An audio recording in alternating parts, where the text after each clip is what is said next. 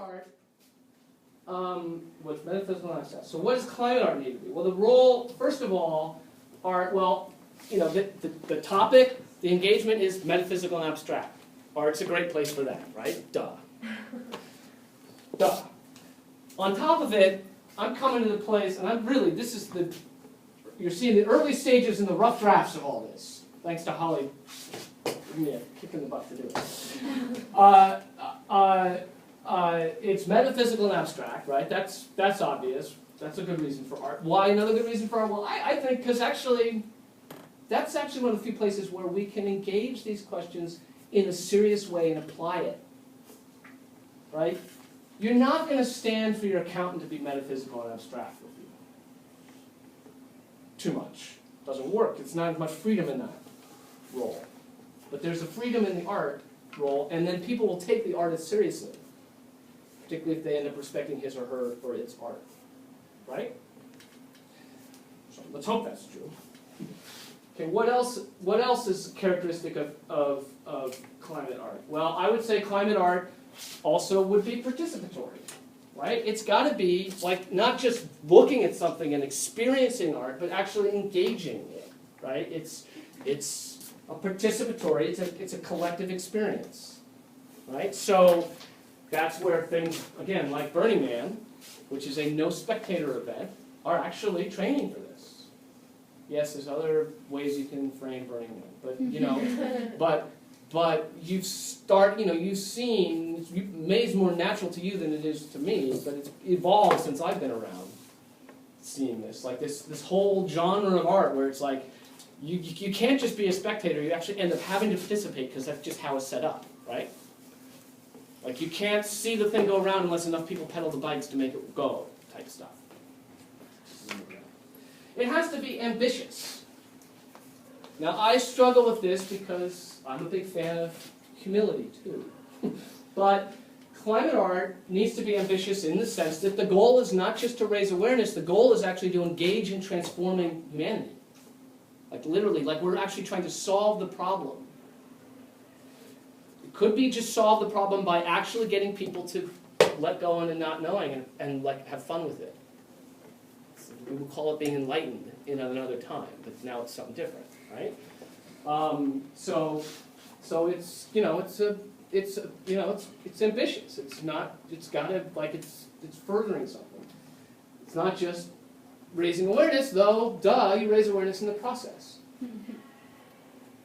Which, if I was to give an aside, is part of my criticism of how we've been going about climate change awareness the last 10 years or 20 years.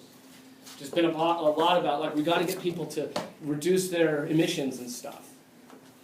But we can't tell them not to get prepared by, like, moving to higher ground or anything, because then they'll give up on the emissions reductions. Are you familiar with this? Are you guys all familiar with this? Like, no one tells you to, like, prepare for the effects. Everyone tells you to try and stop the problem. Mm-hmm. But if we had started with preparing for the effects, you would have done something about trying to stop the problem too, and you would have leapfrogged the whole problem. But now, Hurricane Sandy hit and no one was ready. But they could have been. Okay, so let me just, what I want to do is, I'm going to give you some quick examples, and then I want to read my last statement, and then we'll still have some time for more discussion. Okay? Actually, before I give my examples, are there any questions or comments so far? Are you stunned? Are we having a real conversation? Right? Is it refreshing? Yeah. Yeah. That's, which, kind of makes you go, why don't we do this more often, right? Doesn't it? All right, so, my examples of climate art. Okay, well, one of them is a guy named Bill McKibben. Who knows who Bill McKibben is?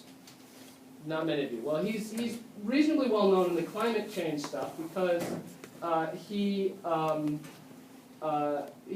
this is Bill McKibben. He wrote the first book about climate change back in the 80s, late 80s.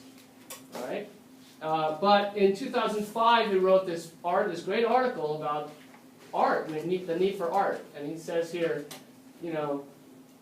this is let's see, it's the biggest thing that's happened, but how we wouldn't know about it. No one would know what we thought about it. Where are the books, the poems, the plays, the goddamn operas? Compared to, say, the horror of the AIDS in the last 2 decades, which has produced a staggering outpouring of art that in turn has had real political effect. Where is it for climate? This was 2005, right? Well, and he says, we're all actors in this drama, and art, like religion, is one of the ways we digest this stuff. Okay?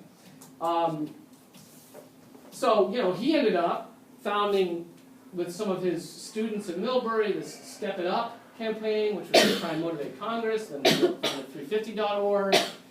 Most recently, they've gone on they did this Do the Math tour. They went around and said, well, here's a problem. If we are trying to reduce emissions, we only have so many more gigatons of carbon to burn. And the reserves on the books of the oil companies are 5 times that.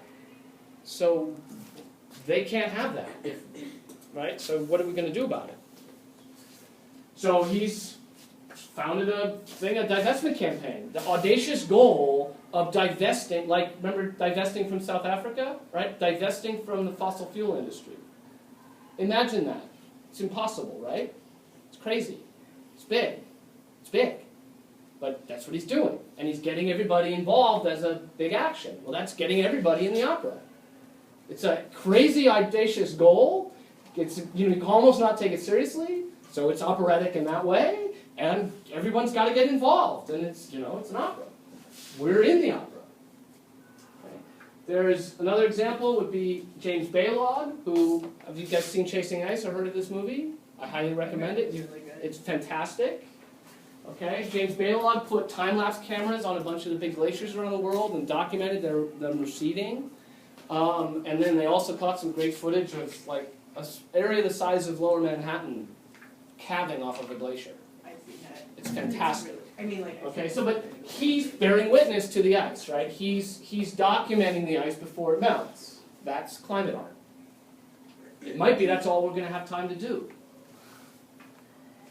But once it's gone, we won't be able to document it. So any documentation. I have a friend, John Quigley. He does aerial art. I've participated in some of this. So this is also climate art, right? This is 800 Inuit on the sea ice in northern Canada. That's on the ocean, right? We're on the ocean. And it's a ritual. There's drum dancers doing a drum dance on the drum of the image on the sea ice. Right? But why is this climate art? Well, it's communicating about it, right? It's engaging the ice itself, but it's also similar to the Bill McKibben, right? It's making people part of the story. It's a big thing. You can't solve it with all your actions, but you can say, I was there, I showed up, I was part of the story, I was in the chorus. So there's power in that, I think. I was there. This was also another action that we did in London. This was to launch this Stop Climate Chaos coalition. Ironically, this was the day that Hurricane Katrina hit. And the other irony of this picture is that this picture was taken from the Shell building. That's art. And as we're going up and down the escalator with the security guy, he's talking to us about, it's been sunny in the summers lately. I never had that as a kid. Right? Sebastian Copeland is a photographer. This is another crazy action we did. This is John Quigley's work, but Sebastian Copeland's a photographer. He's a celebrity photographer. So we're all on an iceberg here. A little crazy. If anyone had slid into the water, we would have been bad news. You should never get on an iceberg. If it decides to flip at that moment, it's done. But that experience of that trip, to do that picture, he went on to do a couple more trips to Antarctica and created an award-winning book about global warming and documenting the ice of